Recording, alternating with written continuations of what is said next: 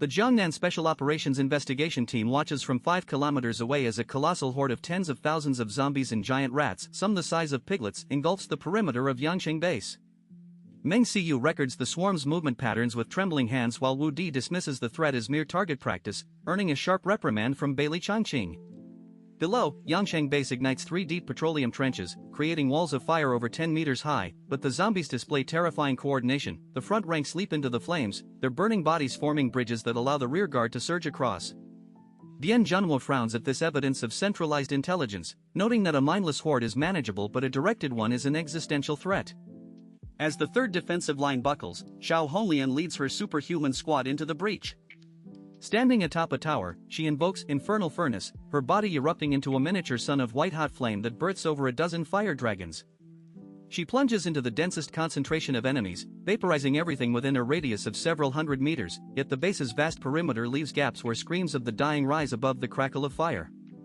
The investigation team remains motionless observers. Dian Junwo makes clear they are here to study zombie behavior, not to save Yangsheng Base.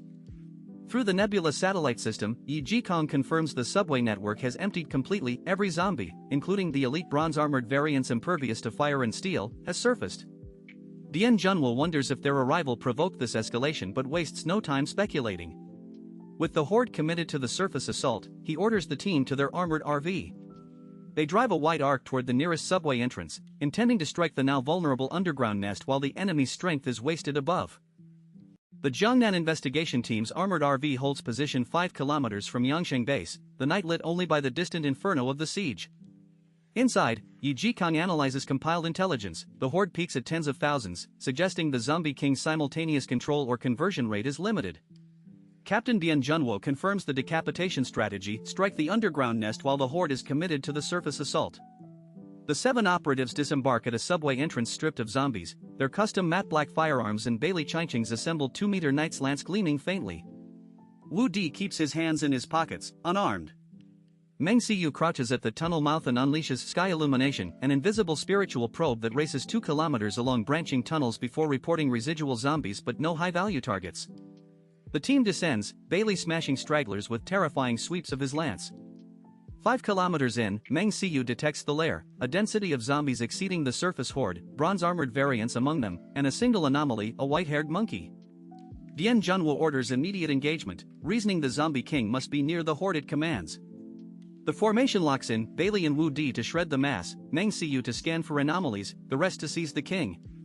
They sprint into the darkness, and Bailey's opening charge vaporizes a corridor dozens of meters long through the shrieking mass, limbs and ichor arcing like rain. Wu Di, impatient with the pace of the advance, unleashed his ability. Dozens of fist-sized, sharp orbs of light materialized around him, firing beams that tore through the zombie horde with ease, reducing them to shreds.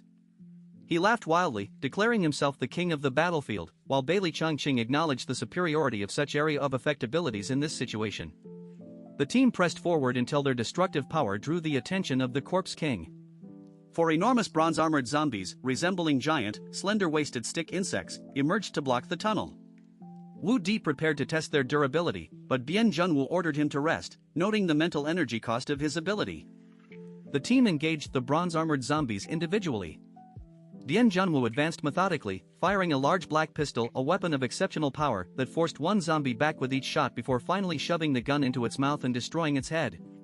Kong Sheng activated his ability, his body turning a dark silver metallic color, and delivered a devastating kick that cleaved a gash in a zombie's shoulder, revealing blood-red bone. Qi Guangming provided support with his black sniper rifle, creating a horrific chest wound on the same target. Bailey Changqing charged another with his knight's lance. The 4 powerful zombies were swiftly eliminated. However, Meng Xiyu, with her hand pressed to her head, urgently reported that the horde was moving. The white-haired monkey and 6 more bronze-armored zombies were attempting to flee, with a massive horde closing in to cover their escape. Dian Junwo, his voice icy, confirmed the white-haired monkey as the Corpse King and ordered an immediate pursuit, understanding the critical need to prevent its escape and further evolution. Determined not to let their target get away, the team gave chase. When a tidal wave of zombies and rats surged to block the tunnel, Dian Junwo removed his sunglasses. His ability activated, emitting a dazzling white light that instantly cleared the 1,000-meter-long passage, annihilating thousands of undead.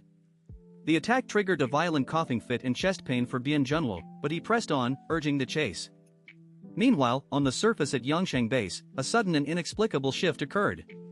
The zombie and rat hordes, which had been ferociously assaulting the base, abruptly halted their attack. As if receiving a unified command, they turned and began rushing en masse back toward the subway tunnel entrance.